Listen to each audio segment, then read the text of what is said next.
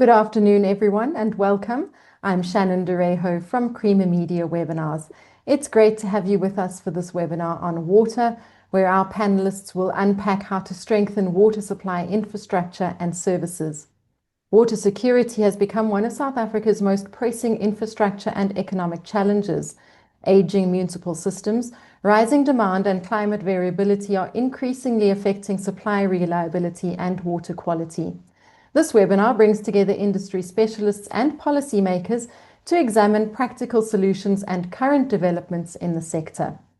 Before we dive into today's conversation, we'd like to say a big thank you to our sponsors, Pragma, Xylem, Endress & Hauser, and Rand Water, for their generous support in making this important conversation possible.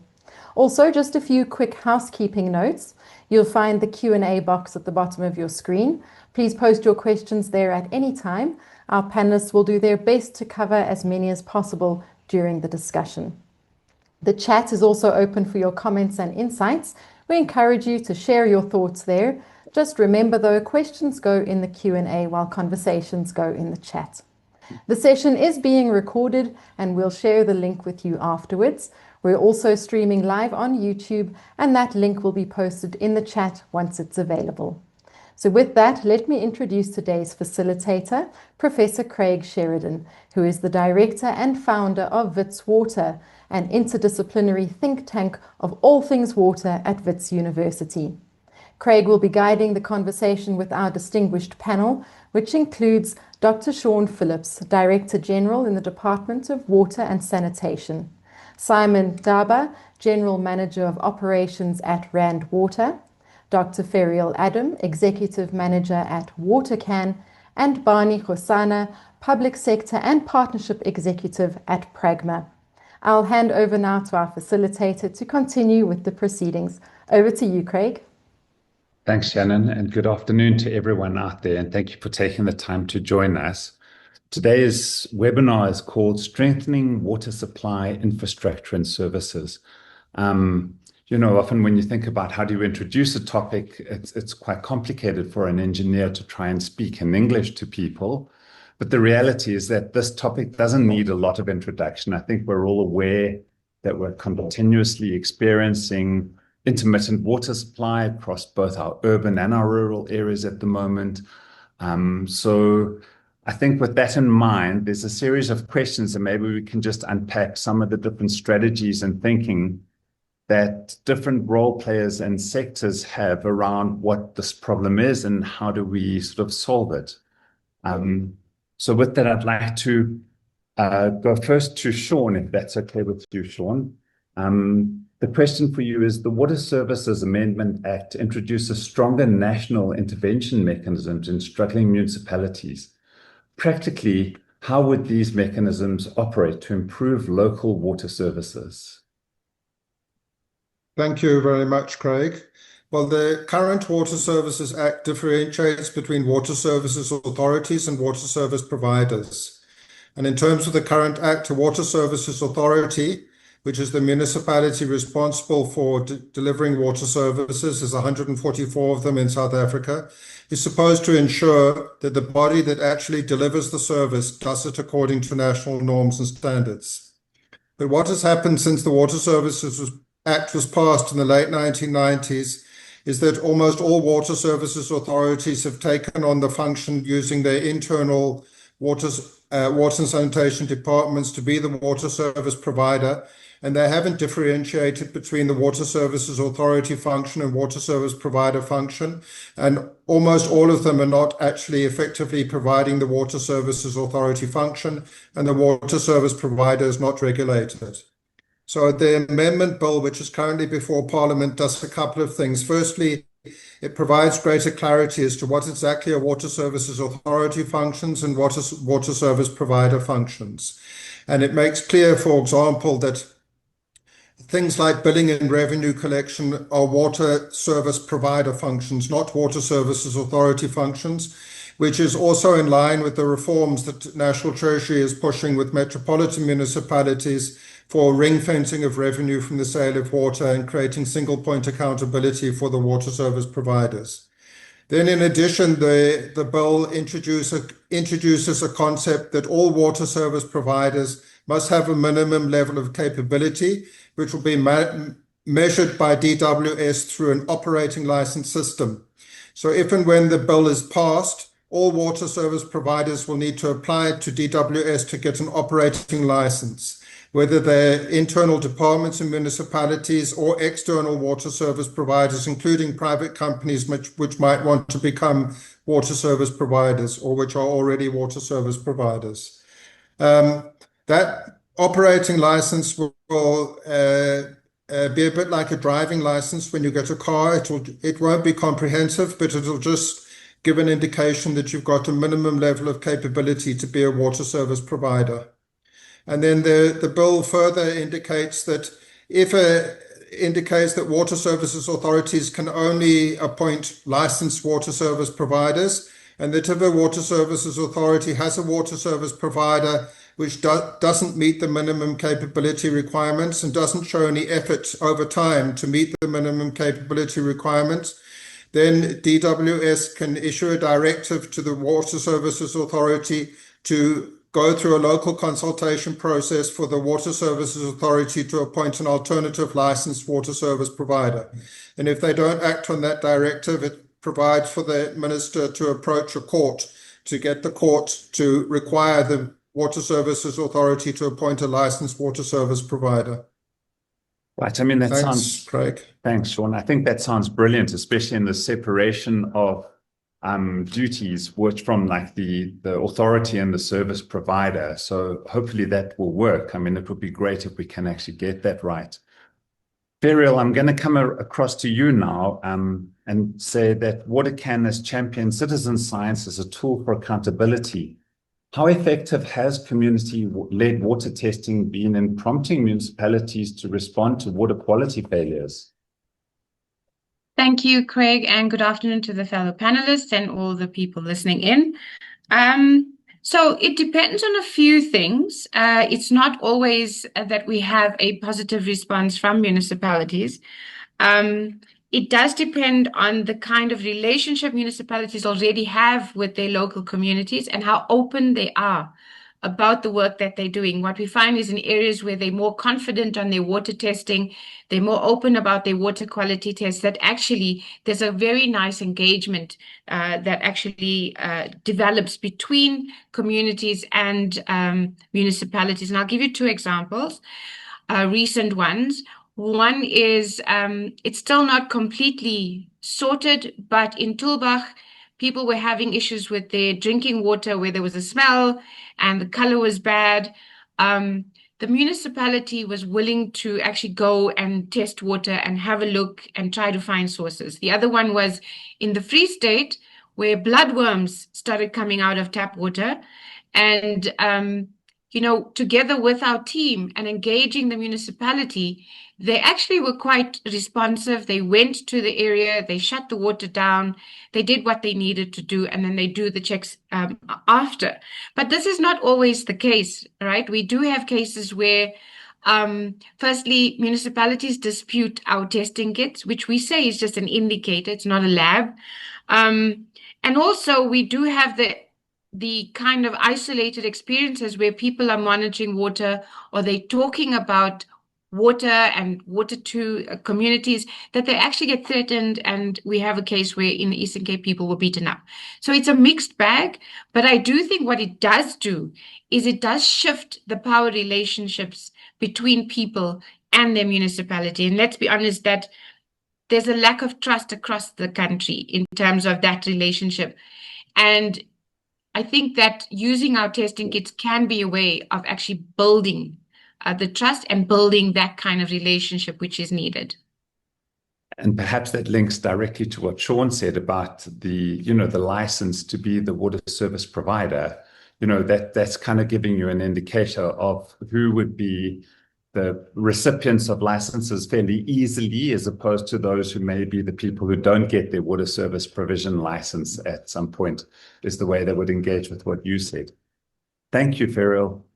Simon, I'm going to come across to you now. Bulk water utilities like Rand Water play a critical role in supporting municipalities. What are the biggest operational challenges you currently face in supplying reliable water supply to municipalities, and how are these being addressed?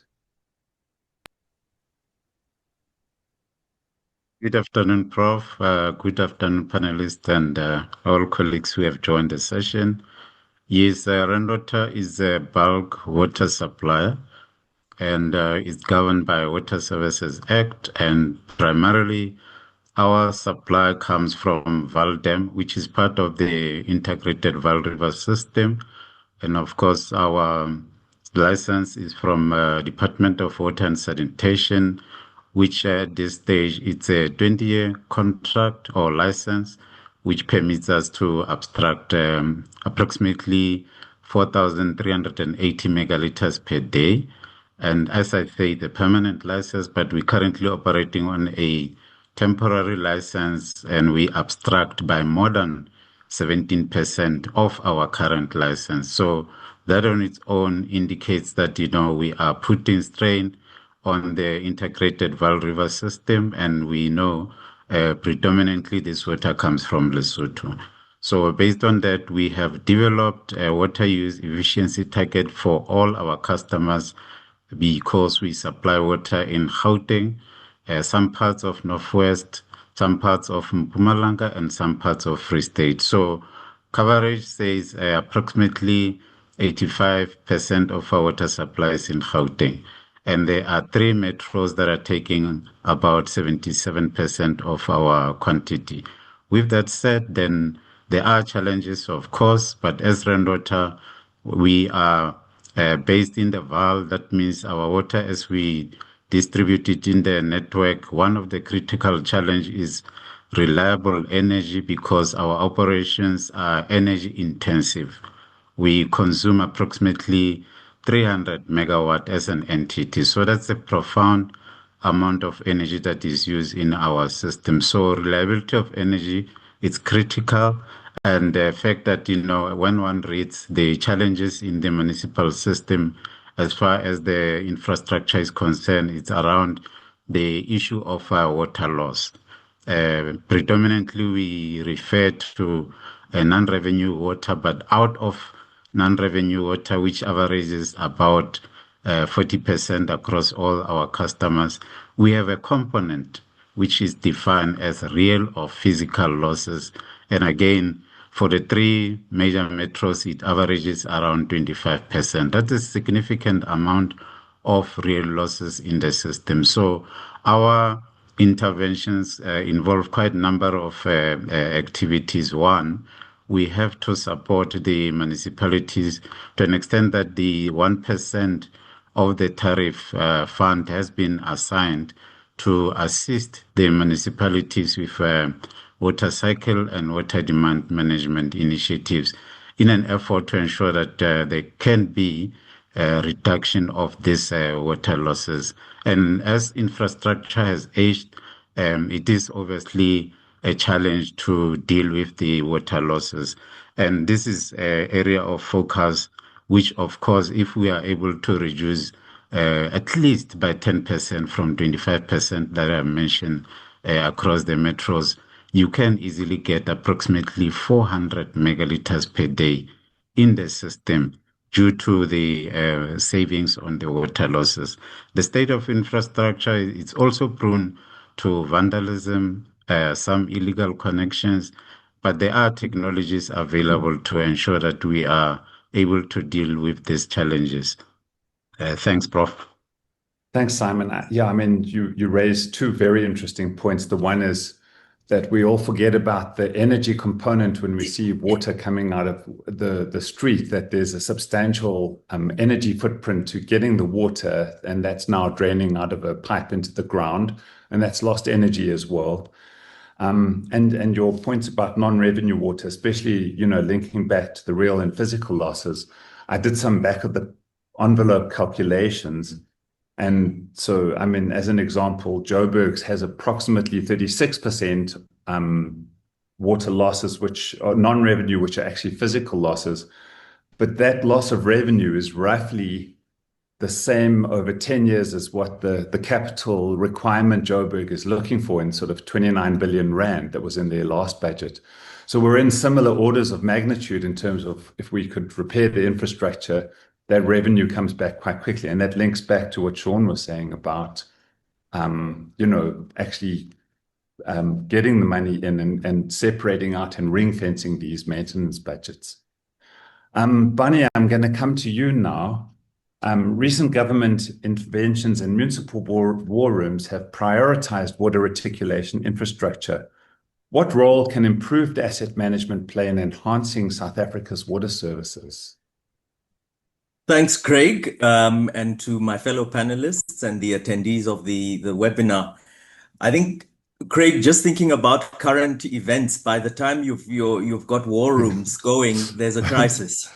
Yes. So just the fact that people are openly speaking about having war rooms indicates that there's a crisis in the water reticulation sector.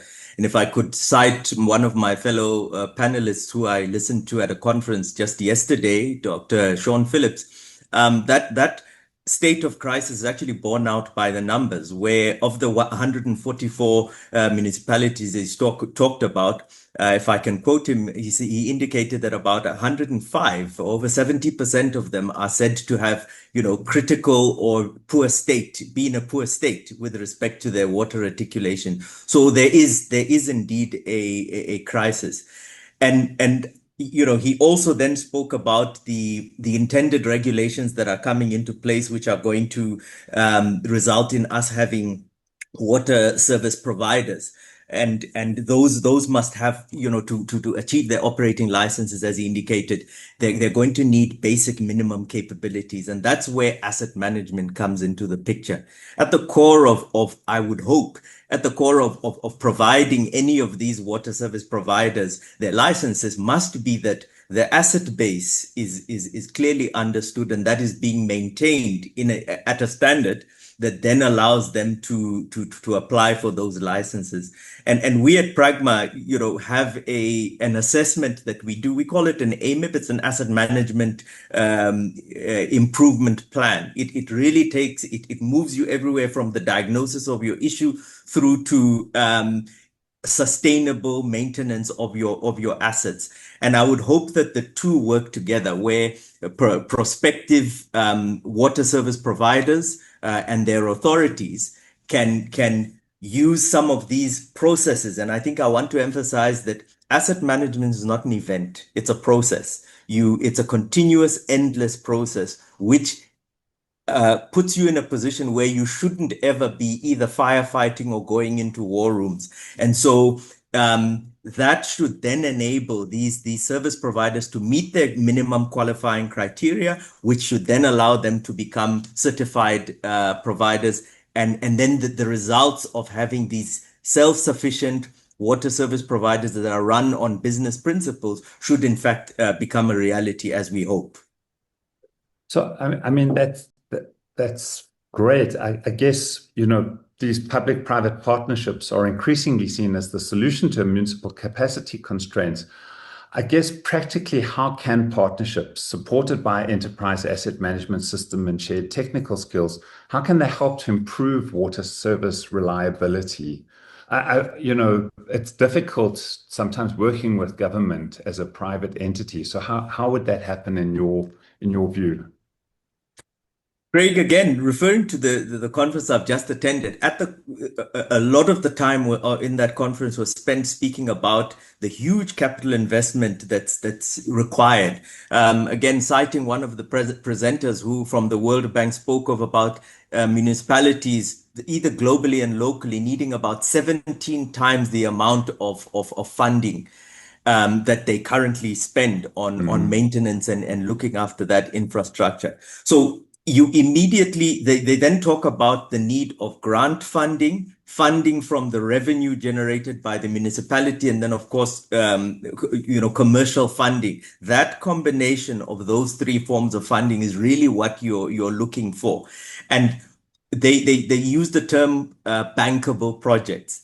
And to link it back to asset management, I would imagine that at the core again of developing the business plans or requests for funding, whether it's grant or commercial funding, at the core of that, you would need to be able to present your asset base as being in the condition that over the life of the term of the loans that you're going to go out and ask for is actually going to be reliable and available, generating the revenue that the city or municipality is going to use to fund. So there's a direct link between the state and useful life of your asset base and your ability then to go into the private sector and propose that they should join you in providing the funding that is required to actually then bring the aging infrastructure that Mr. Baba referred to up to required standard.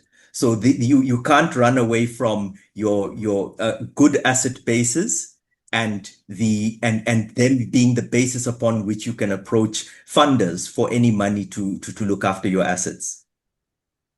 Yeah, I mean, that links back to a report I read a couple of days, which is that Goldman Sachs is thinking about, they have a new mantra which they're calling Halo Assets, which stands for, and I have to always write this down because I forget it, heavy assets with low obsolescence. And this is around like pivoting away from AI and technology spend, which can disappear in a matter of months, and rather having international systems investing in these types of infrastructures, which don't disappear overnight. They're not a threat from AI revolutions or technological spaces. So there may very well be international interest in these types of things going forwards, as, I mean, people like Goldman Sachs tend to know what they're speaking about. Not always, but in general, they understand financing. But the other thing I was thinking about was I read a different report from the UN University on entering the age of water bankruptcy, which is really around this issue that we're all running out of funds on how to actually manage these water infrastructures, which are exceedingly expensive. And very few societies are well equipped to deal with this problem. So I think your answers speak directly to both of those. Sean, I'm going to come back to you. The next question is, given the growing pressure on water resources, how is the department balancing large infrastructure projects such as dams and bulk schemes with alternative approaches such as reuse and demand management? Thanks, Craig. From a policy point of view, we strongly support diversifying the water mix, and particularly for urban municipalities, metropolitan municipalities to engage in water reuse, for our coastal cities to start looking at seawater desalination, particularly as it's like the price of water from seawater desalination is likely to come down in future years as the technology is adopted more widely globally. For part of the same issue is also non-revenue water reduction and reduction in losses. That's also much more cost effective than building large new dams. One of the things to consider with many of these ways of diversifying the water mix is that many of them are local in nature. What I mean by that is that if you're going to build a large new dam, for example, it makes sense for it to be done by the national government because you can achieve economies of scale. So that's why the national department builds large dams. It's not our sole national mandate. Municipalities can also build dams, but it's just for economies of scale, it makes sense for the national government to build dams which can serve a number of municipalities and other users. But for these other types of providing water, including groundwater, water reuse, and desalination, they're much more local. It's not really technically feasible to build a groundwater scheme that could supply as much water as a large dam. And water reuse by its nature must be part of the municipal distribution system. So in many respects, we're going to be relying on municipalities, in particular our metropolitan municipalities, to pursue these projects to diversify the water mix and to reduce the amount of water that they need to take from the national water resource systems like the integrated bowl river system. Given that many of the municipalities are financially constrained, particularly in terms of capital, to invest in these things, and also given that many of them, like water reuse, non-revenue water reduction, seawater desalination, almost all of them, they'll have revenue streams associated with them. It's also our view that in that context, it's a very important opportunity for the private sector to become more involved in municipal water and sanitation. And for things like water reuse, non-revenue water projects of replacing pipes and doing other activities to reduce non-revenue water, using capital which the municipalities don't have, and putting in place seawater desalination, all of those things. It makes a lot of sense for municipalities to partner with the private sector, particularly the banks and the pension funds. And by the way, in our engagements with the banks and the pension funds, there's no reluctance to invest in municipal water and sanitation. They're very keen to invest. They indicate that pension funds in other countries often like to invest in an asset class which is called utilities, which is viewed as a safe investment class for pension funds because people will always need water. It's not going to blow the lights out in terms of returns, but it's viewed as a safe long-term investment which can provide reliable, moderate returns, and you're never going to really lose a lot of money because people will always need water. South Africa is unusual in that regard in that we don't really have an investment class of much of an investment class of utilities like in other countries. It's rather small. It's Rand Water and Umgeni Utugela. But apart from that, there isn't much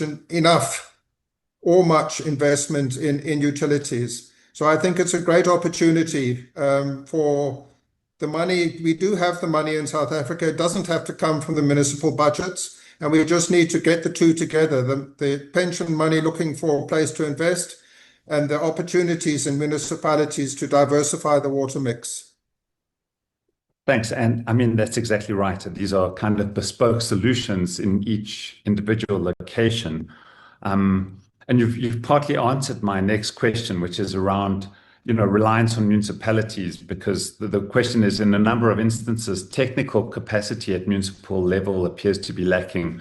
What plans does government have to strengthen technical capacity? But I guess you've already answered that in saying that, that's about this partnership with the private sector where they can actually sort of subvent or even augment municipal capacity. But I'm putting words in your mouth. Maybe I should rather let you say that, do you have plans to strengthen technical capacity at municipality?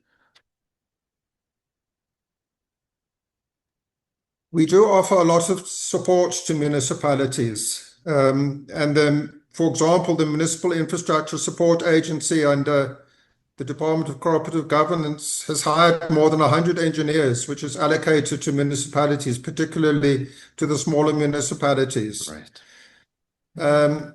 My assessment is that for the larger municipalities, such as the metropolitan municipalities, their key problem isn't a lack of technical expertise. The key problems are the problems that we talked about earlier. For example, the fact that the revenue from the sale of water is not ring-fenced for the water function, so they're not getting enough budgets to do what they need to do. The fact that municipal councils can and do, given the autonomy of local government, vote for some of the revenues from the sale of water to be allocated to other functions. And the fact that there isn't any single point accountability. So because the aspects of the water function, such as supply chain management, logistics, billing and revenue collection, are scattered across different departments in the municipality, it's very difficult to hold a single person accountable. And given that it's supposed to be run as a financially self-sustaining function, It needs to be run in a business-like way, and you can't really run something in a business-like way if all the different aspects are dispersed across an organization which is focusing on many other different things. Yeah. Yeah. I'm going to thank you, Sean. I'm going to move to Ferial. I mean, I agree with everything you say, Sean. And that's, for me, that is one of our really critical things, is around the funding's not released to do the work it's supposed to be doing. As government considers, for you, Ferial, as government considers partnerships and alternative service delivery models, what safeguards are necessary to ensure that reforms improve service delivery while protecting the constitutional right to safe and accessible water? On mute, Ferial. There we go. Thank you. Thanks. Thanks, Craig. Yeah, I mean, I think that in terms of the safeguards, before we get to safeguards, I just want to mention some of the things that have been mentioned. I was going to bring it in with another question on governance, but I think that for me, the issues around water and sanitation is that it's become so critical that we have to be looking at creative ways of finding solutions and not looking at trying to fix it in the same way. So the same structures, but then just including business will not actually find solutions, in my view. And I know that, I mean, every day I see this. I see that there's a lot of private sector people that are, they kind of, this is going to be the new gold rush in a sense. And my worries are that we don't have the correct safeguards in place. When you talk about what safeguards are necessary to ensure that we still have an improved service, but still have that people have the right of access to water. And so understandably, across from where we're working and the groups we're working with, there are concerns on privatization at the moment. And some people feel like, well, it's a fait accompli that, government's messed up, so hand it over to private sector. But that doesn't mean that it's going to be fixed. If we look at places like the UK, where that has not happened. You've got private sector and the waters, you can't drink the water from the tap, and the canals are all polluted. I think also the whole term of using water bankruptcy takes away the importance of water as a resource and commodifies it. And I think that, for me, even for the UN to use that report doesn't quite adequately deal with the issues around water. But we need to be reminded, and I think Sean always does remind me, that yes, water is a public resource and it is access, its access is in the Constitution. But we need to then just have like a stipulation that it's not a commodity and it cannot be left to market forces.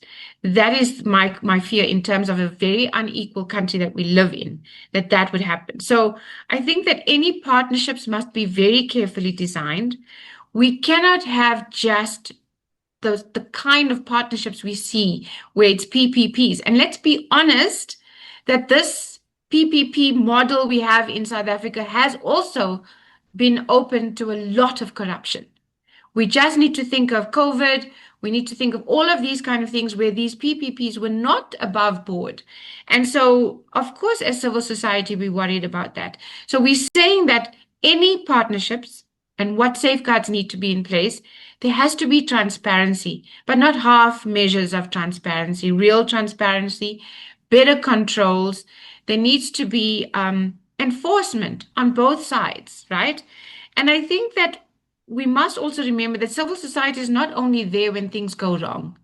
We could also be part of the solutions. And that is something we've been trying to say to many of the new kind of people running for elections now, is that they say, well, once you vote us in, we'll solve the problems. No, you won't, because you've taken 30 years to mess it up. So civil society has grown. We've grown in numbers in terms of how we're watching. So we must have strong civil society and independent oversight. And that means that we must not have opaque arrangements that just shifts responsibility from government to the private sector and say, well, now you're responsible, clean up this mess. We have to make sure that there's an involvement. Communities can be part of the decision making, and both from people I've spoken to in government and business don't seem to understand that that is happening already.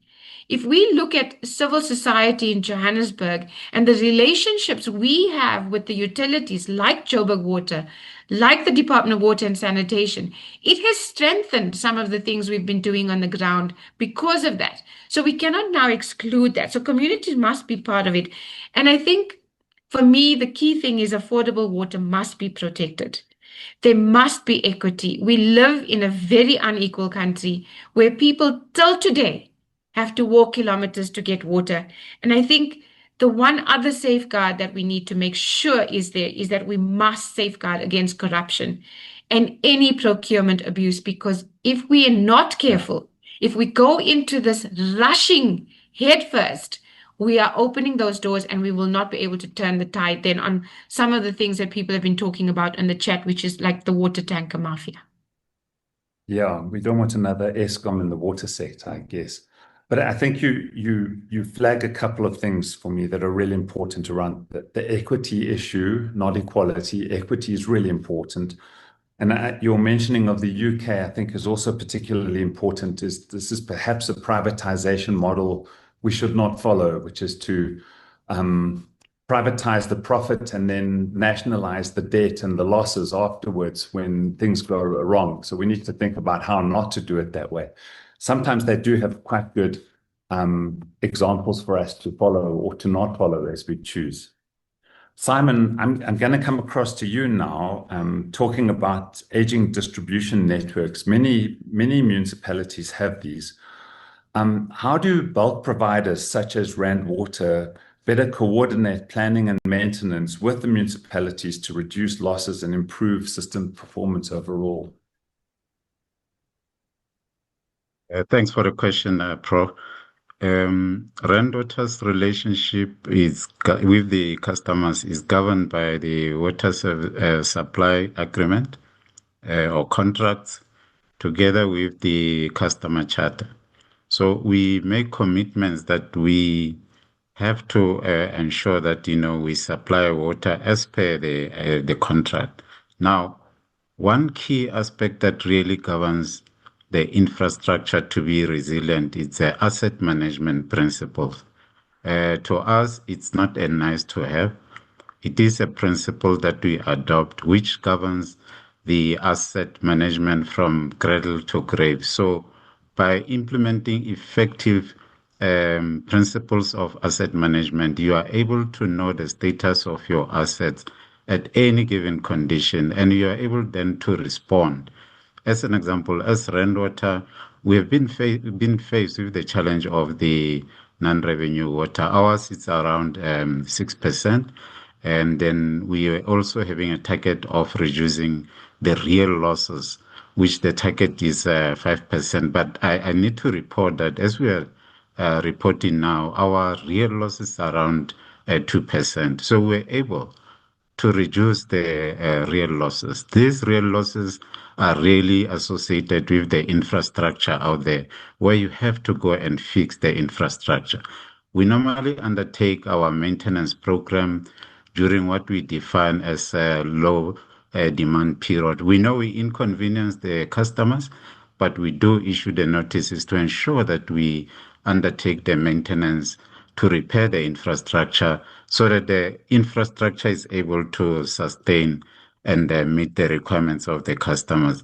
Referring to asset management principle, most recently, we are in a forum with municipalities and the private stakeholders where discussions are turning around infrastructure asset management. The focus is really to make sure that across the board we implement the best principles of the asset management philosophies, and also to ensure that we do preventative maintenance, because if you adopt this and you tailor-make these philosophies to your situation, you'll be able to reap the results that I'm referring to of reducing the losses. And of course, earlier on, I did indicate that one focus area is reduction of losses, with Rainwater making a commitment to assist municipalities with the water cycle and demand management initiatives. And Rainwater has also, in recent years, re-established Rainwater Services Pty Ltd, which is an entity that will assist municipalities predominantly in areas where there will be some form of establishment of special purpose vehicles, as we are seeing it at Mfuleni.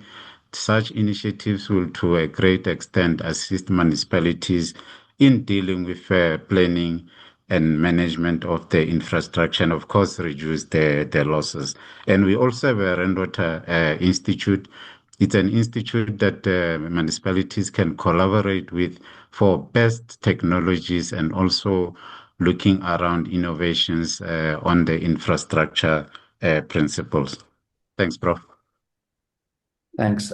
I mean, in terms of this coordination, one of the things I read, which made me more happy than many things I've read for a long time, was how the Rand Water is already planning and the build is already ongoing for the treatment for when the next phase of Lesotho comes online, so that it's not like step by step, that it's actually all coordinated, that it will all come online simultaneously. So clearly there is coordination happening, which is really good. Burial, I'm coming back to you. Many communities experience unreliable supply but struggle to escalate issues.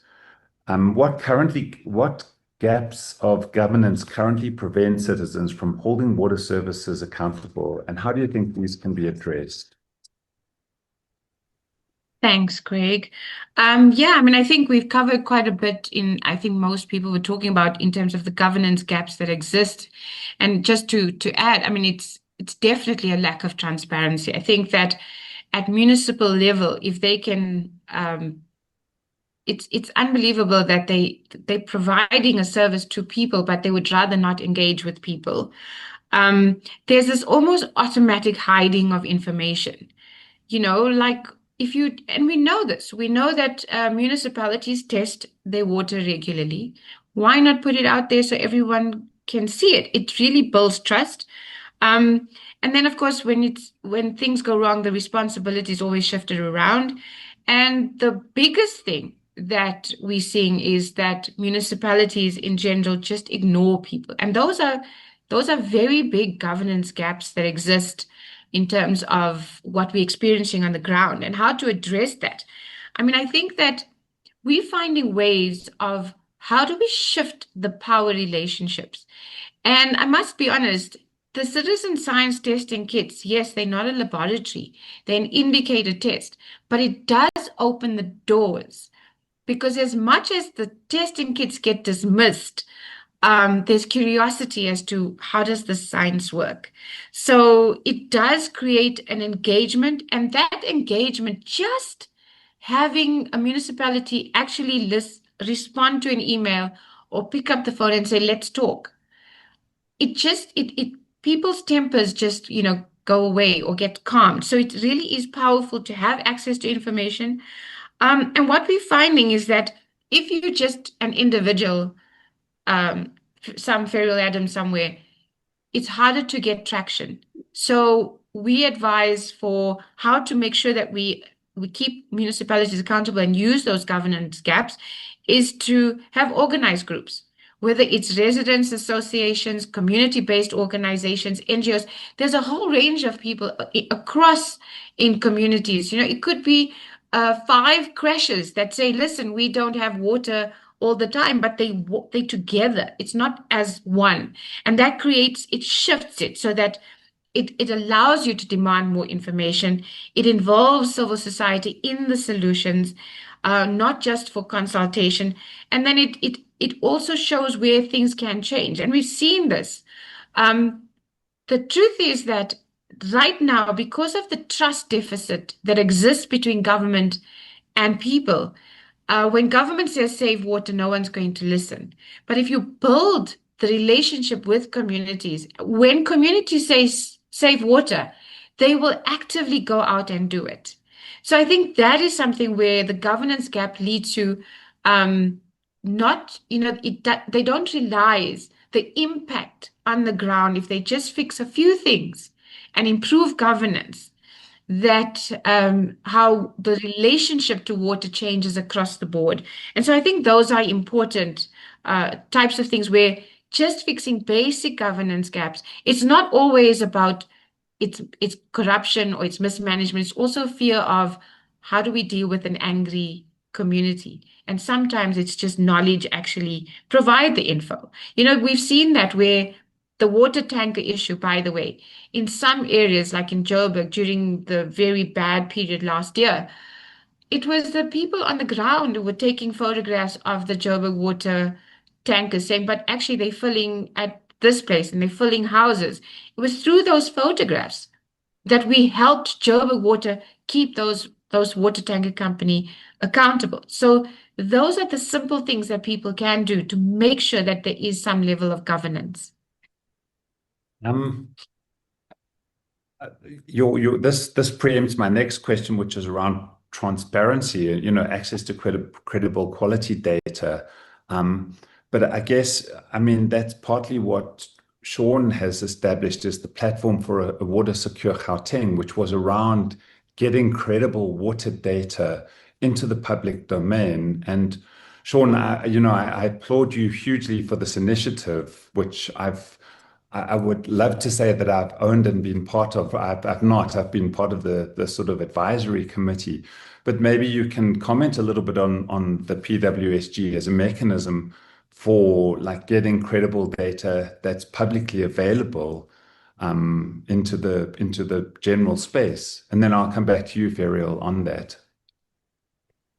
Yes, providing the public with credible information is very important. And we just need to look at what Cape Town did when they were facing day zero, and they needed to reduce water consumption in order to put out the date when their dams would become completely dry and they wouldn't have any water to provide to anyone.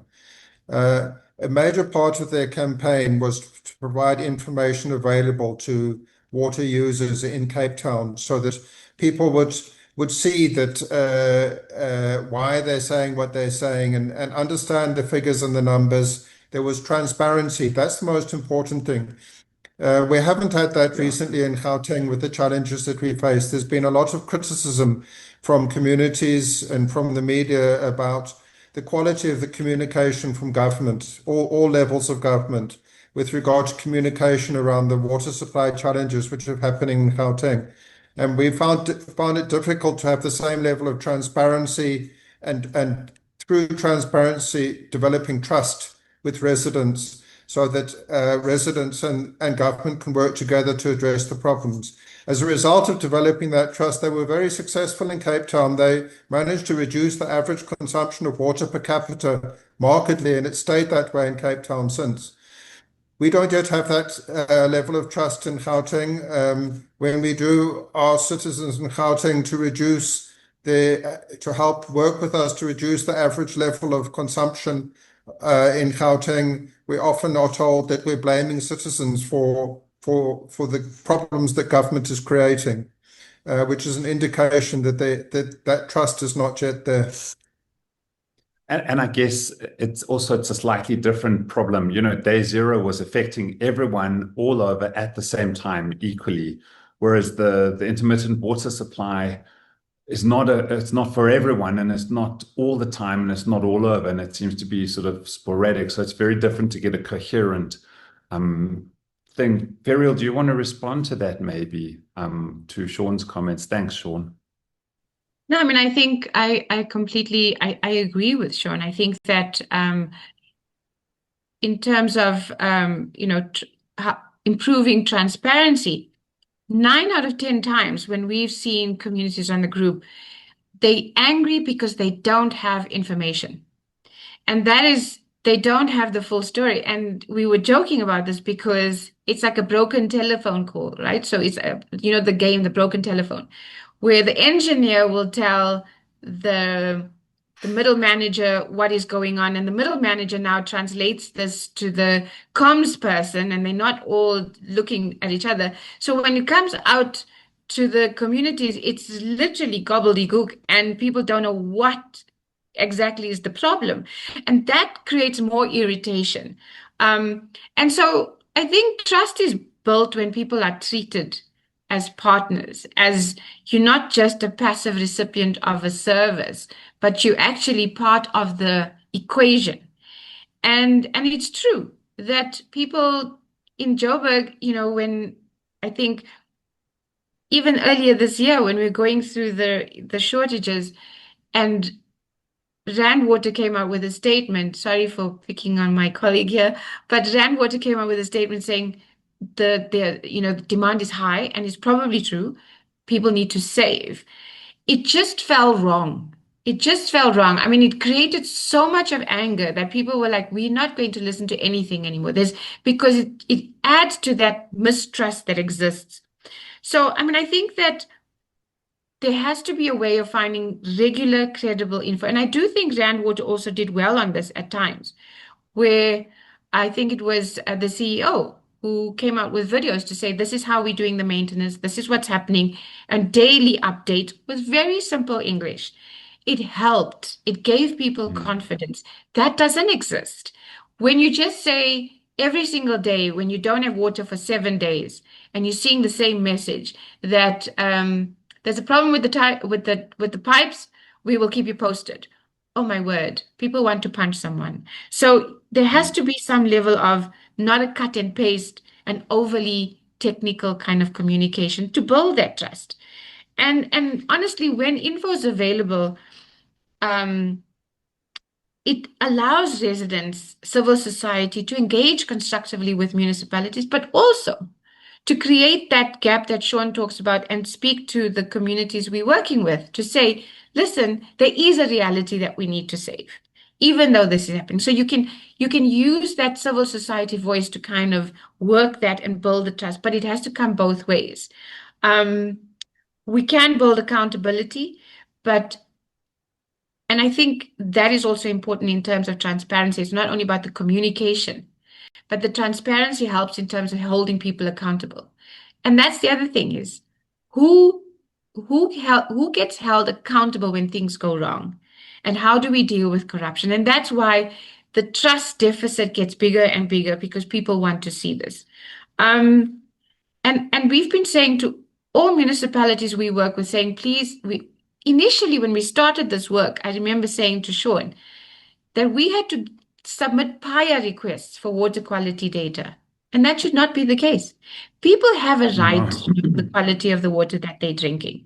So the culture where protecting water and sanitation services was seen as just government, if we just open up, if we're more transparent, if there's better accountability, it becomes a shared responsibility. So that communities will be more mindful when they see dumping in rivers, or people breaking pipes. They will communicate. Right now, there's like, well, I don't care because government doesn't care. We need to change that narrative. I totally agree.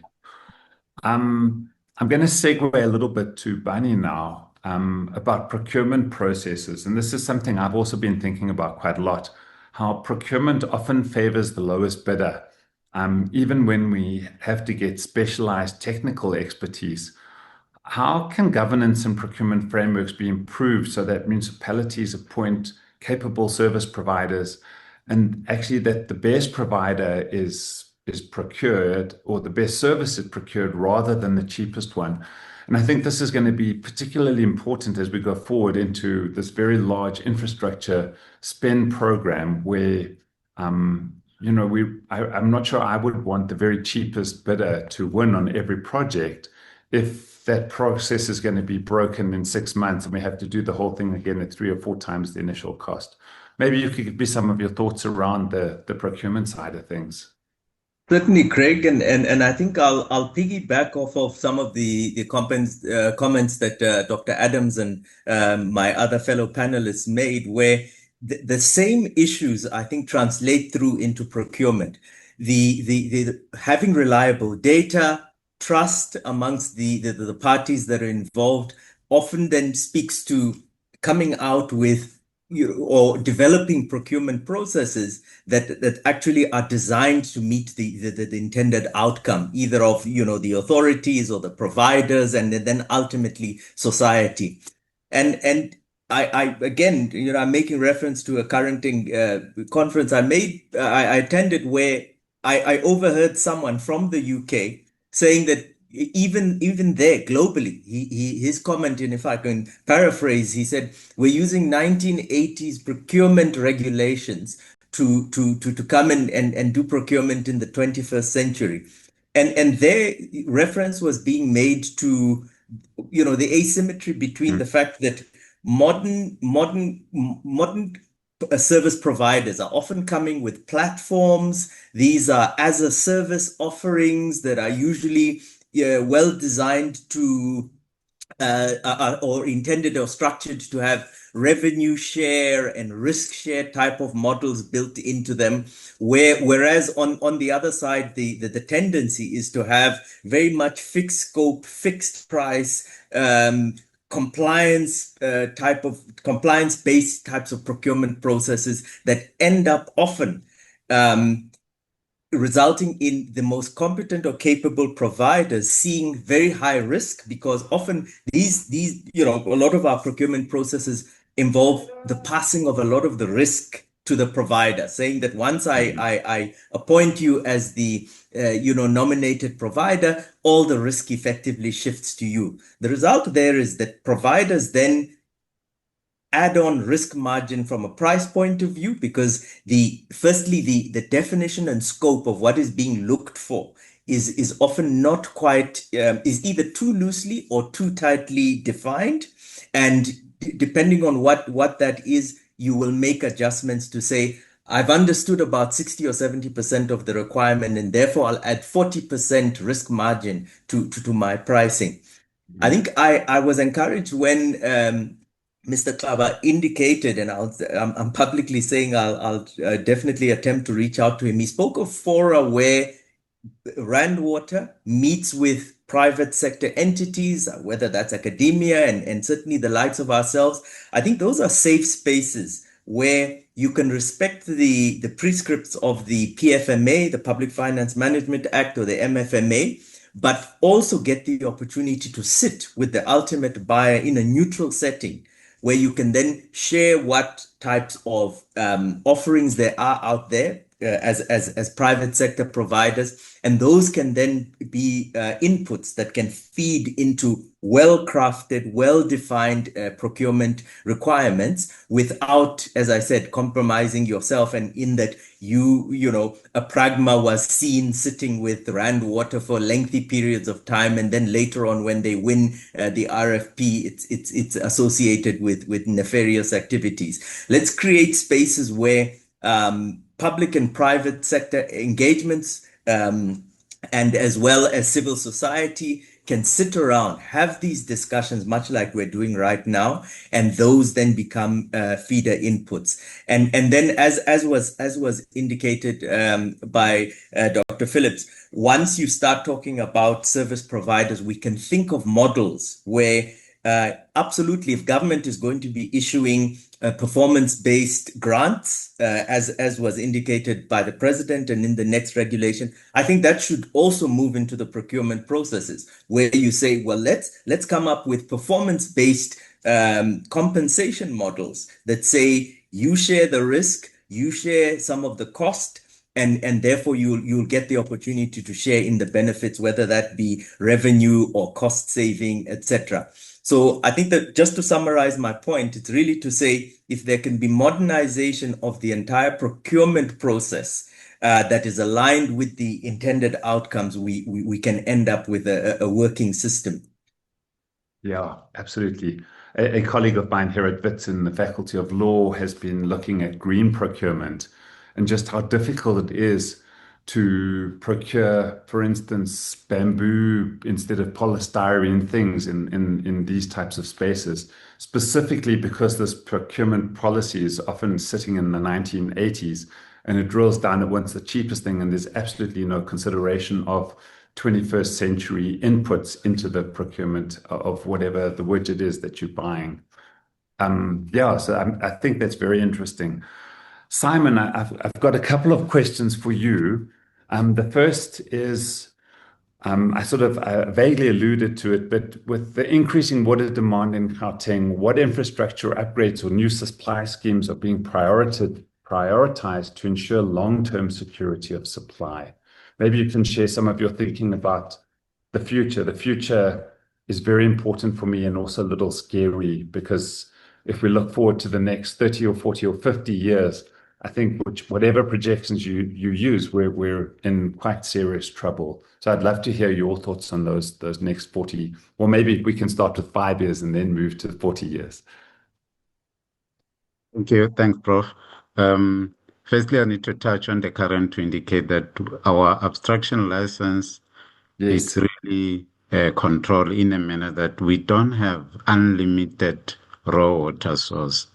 So hence, this license gets reviewed periodically by Department of Water and Sanitation, and they will then advise. As we are currently operating with a temporary license, it will be reviewed in June.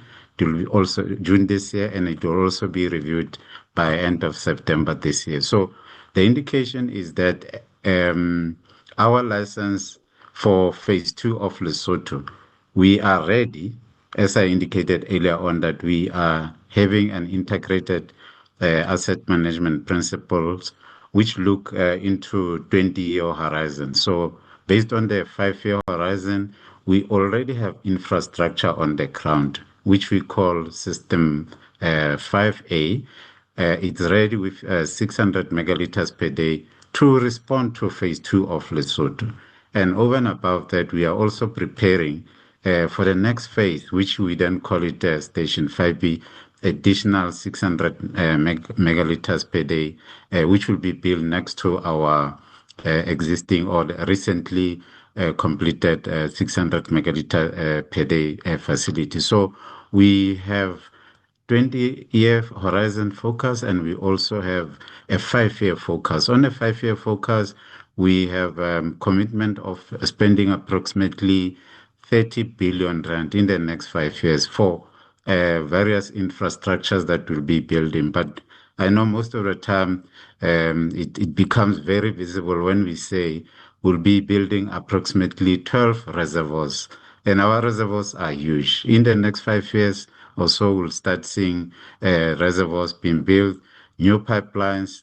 We already have a new engine room. So the infrastructure is being built, and we are not only focusing on the new infrastructure, we are also having a focus on our renewal, where we also replace the old infrastructure with the new infrastructure. And that then really says our readiness is there in the long term, but we are also mindful of the fact that raw water source is one of the factors that needs to be taken into consideration.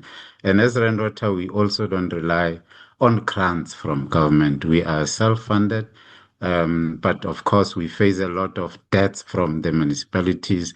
It's one of the challenges that can really make us face challenges in terms of infrastructure development. But there are, however, some number of interventions that are concerted into ensuring that, the customers honor their bill over and above, reducing their losses so that they are able to pay the services that Rainwater is offering. So we do have a long-term focus, which of course also looks into what we call strategic growth unit, where we are looking at alternatives in terms of alternative raw water sources, as well as the alternative energy. Those colleagues who are out there in the market will have seen that we have a number of initiatives that are in the market to respond to some of the alternatives that are out there. Thank you. So, I mean, that's great. I guess that leads to the next question, which was around how you support initiatives that look at water reuse and demand management. But I guess I'm quite interested in for instance, if a mining company is going to remediate their mine water to potable limit, for example, how does that intersect with what you do? Are you in a position to support them, inject that into your systems, or would they have to go to local municipalities? How do we support independent water producers to get their water to people, which can then alleviate some of the strain on your systems? Yes, thanks, Prof. We have actually concluded a number of memorandum of understanding with various municipalities where we are looking at reclamation of water from wastewater treatment plants, because those plants are critical. They produce quite a number of huge quantity of water that if it's reclaimed, it can be used for various purposes. So one of the initiatives is really around reclamation. We're also looking at boreholes. All these initiatives have been to the market, and then processes are underway to really make them to be practical. That's initiatives that we are looking at, Prof. And over and above that, as I said, we are working closely with the municipalities to ensure the reduction of non-revenue water.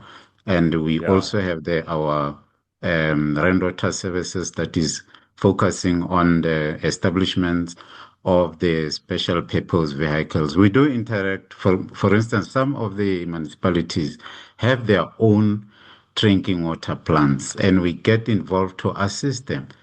One, to ensure that, they optimize the plants, they operate in a manner that, can also result in the reduction of water consumption from our system.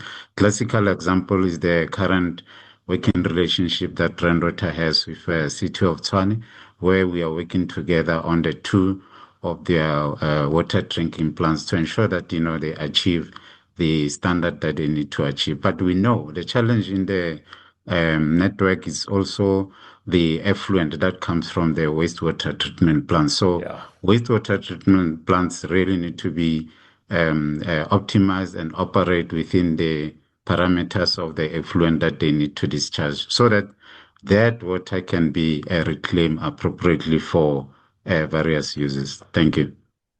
Absolutely. It's not the Department of Water, it's the Department of Water and Sanitation, and that little sister, the S, is the one that's really, a big headache for all of us, I think. So I'm glad you mentioned that, because I think sanitation is another one of our big challenges, which we haven't really had time to touch on today.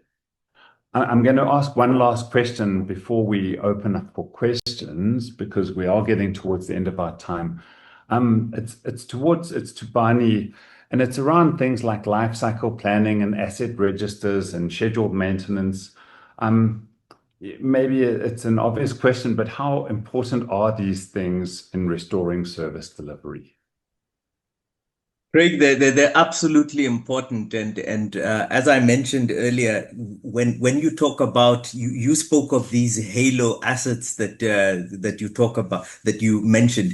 These are very asset intensive or capital intensive investments. They last an extremely long period of time, and there's a well-known adage that if you fail to plan, you're unconsciously planning to fail. So that's, I think, at the heart of what we're talking about when we talk about life cycle management. I spoke of the financial models that are used to fund this capital investment. And at the heart of them is an assumption that the assets at the core that are being funded are going to last for their useful life. They all have remaining useful life. We spoke that we're engineers, so we use those terms. And that you have to make sure that these assets last for their full lifetime. And as we saw in the case of a Coburg, you can actually at the end of those lifetimes extend them by as long as 20 and 30 years if you've done that. So those principles are what should inform what we call the life cycle management. I mentioned again also at the beginning that maintenance it's not an event, it's a process. It's an ongoing process. You do it in your house with your own personal assets. There's no point at which there should ever be a negligence of maintenance. And so the direct link of reliable assets being available to you is key to them continuing. And I think we need to look holistically. I think it's a theme that's run through the responses of my fellow panelists, that you must think about the people involved, whether that be the communities as well as the technical people. So training and increasing the knowledge around the importance of maintenance is very key. And then, of course, you've got the well-established processes. There are ISO standards like ISO 55000 that go into great detail around how maintenance should be done as a best practice. And obviously, you will have variations for your own local environment. But yes, those are there. And then, of course, you've got the technologies. We've mentioned that there's a lot of data and information related with the infrastructure that we're speaking about. There are, our well-developed cloud and on-premise platforms that are designed to hold that data. And of course, we can't forget the current buzzword, which is, AI-enabled predictive maintenance. Those are tool sets that, if correctly used, can really provide insight that supplements the extensive human knowledge that's out there. So planning for assets across their life cycle is central to them being available to achieving the outcomes that both government and the public would intend for these assets. Thanks. Your point on maintenance is super interesting. I was discussing this with my students the other day, and I used my car as an example, that I have to take it for a service once a year. And I spend, I don't know, a few thousand rand, and I get my same car back, and there's nothing different. And all I've got is a loss of money for the same thing that you can't see anything around it. So that's part of the issue with maintenance, is it's actually not a sexy spend ever. But the reality is it's something we've got to do. I'm going to go into the questions quickly. We've got time and space. So firstly, thank you all. I'll come back to all of you, but there are a couple of questions that maybe we can answer. The first one is from Stephen Miska. I hope I'm pronouncing your name right. Do the metering and telemetry systems have sufficient granularity so that leakage points can be readily alarmed and identified for high priority repairs? But not only at the municipal level. I'm not quite sure who that question should go to, but I think that's quite a good question. Maybe to Simon or to Bunny or to Sean. I'm happy to. Oh no, sorry. Go ahead, Simon. Yeah, thanks, Prof. Thanks, Bunny. Mine will be practically from Rendota's perspective.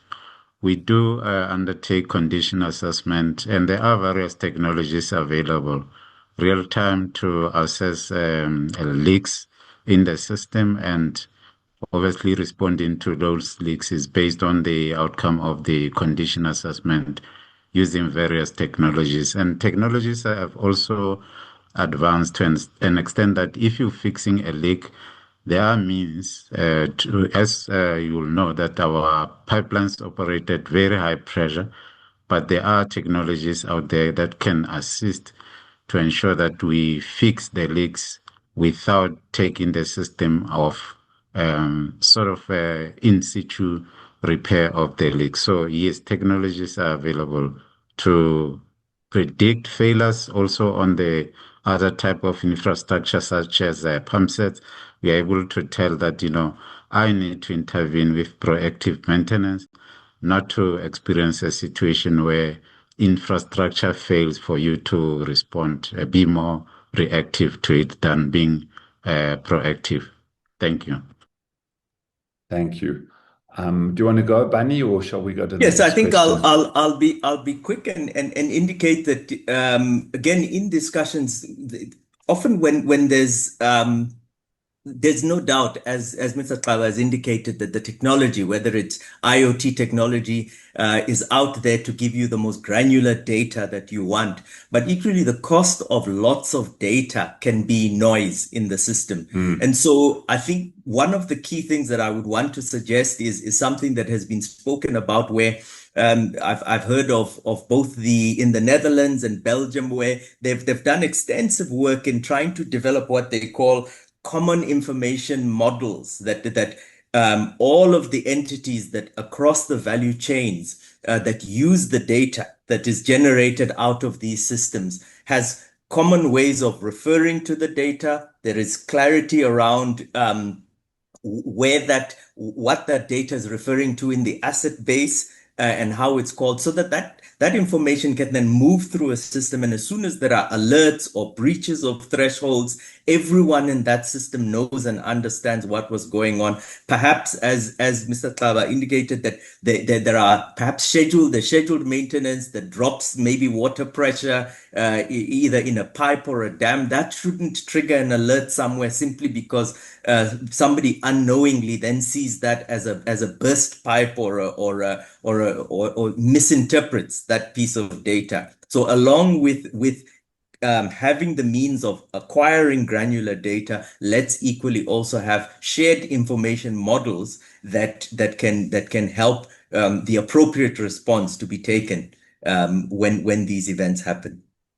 A critical point, the difference between data and information. Yeah.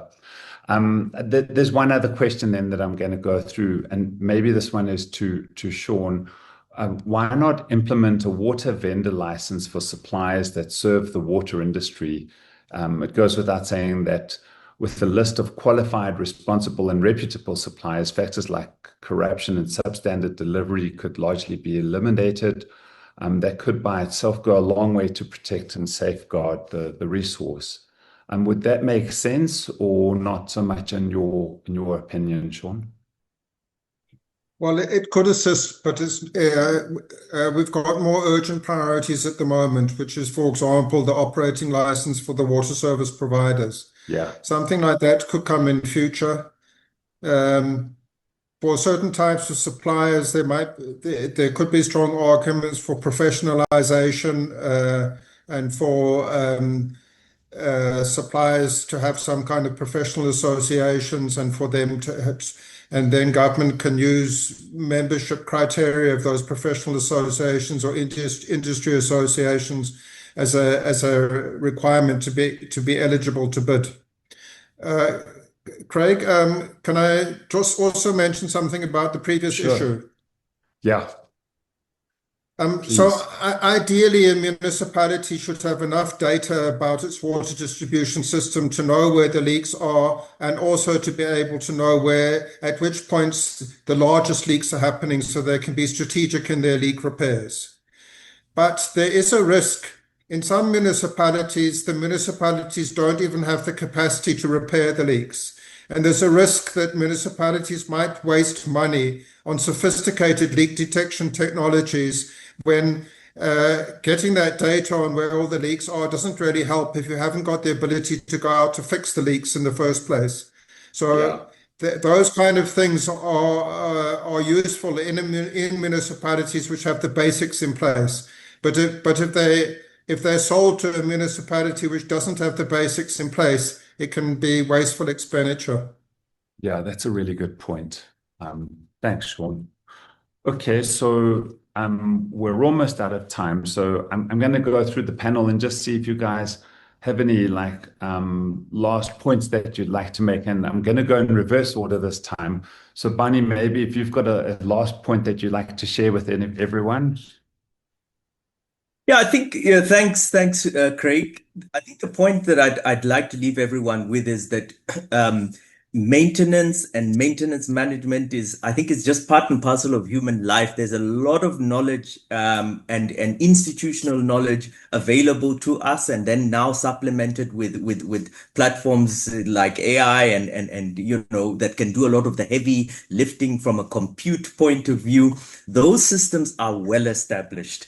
And if it's very much about the discipline of following those well-defined processes, and obviously innovating around them for our local needs and conditions, but following those almost the same way you would a recipe often will result in exponential benefits. In the same way that you spoke of the discipline of following when your car indicates that please take your car in for a service, within the next 2,000 kilometers. When you do so, you will have the effect that you had where you won't have problems. And in fact, the best thing is that nothing happens or nothing breaks. That's really the best outcome. And if we can extend that into our public infrastructure, we will be well on the way to developing and achieving the country that we would like. Thank you. That's great. Simon, any last words from you for the audience? Prof, I saw a question around the alternatives to chemical treatment processes. I just want to say Rendotter is always embracing finding the new ways of doing things. So we are open for any discussions. We do have accredited scientific services unit that explores all different options to consider different ways of water treatment chemicals. So we are available and we can engage on any proposals that are put to us for such initiatives. Thank you. Thanks, Simon. I'm going to remember that too.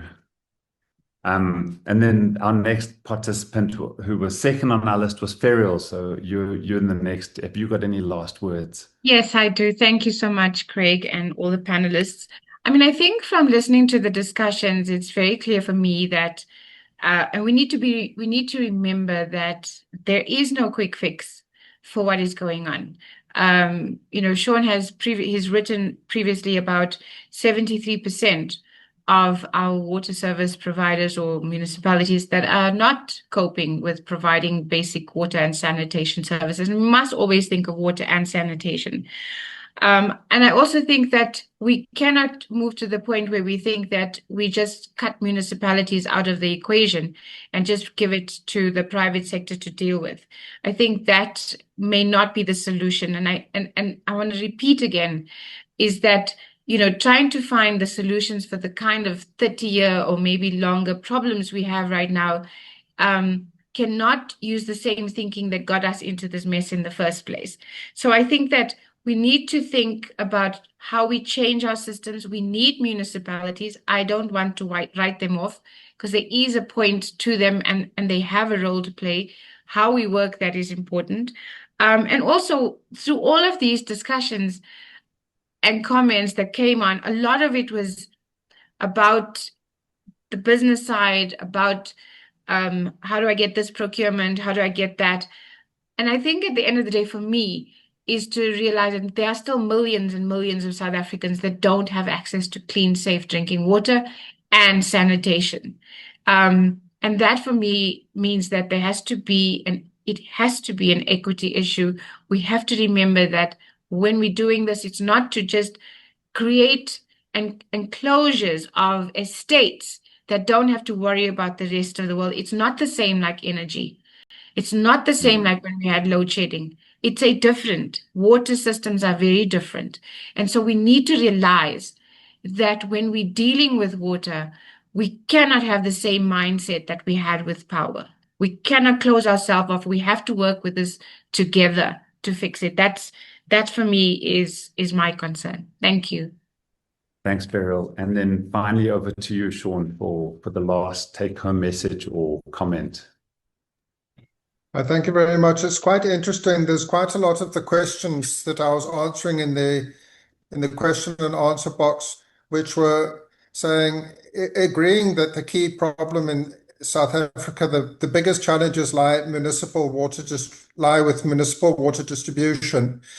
But many of the questions were asking, why doesn't national government intervene in municipalities? And why doesn't national government make municipalities do this or the other? When in reality, the Constitution doesn't allow national government to do that. Yeah.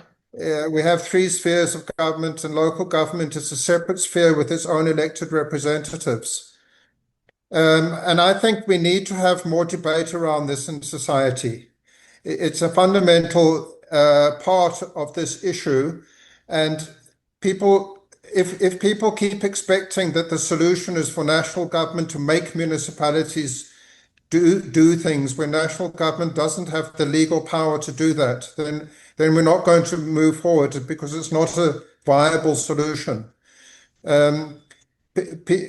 I think also people need to hold their municipalities to account. Inevitably, the power to get municipalities to change lies with the electorate who vote for municipal leaders. And that needs to be more recognized.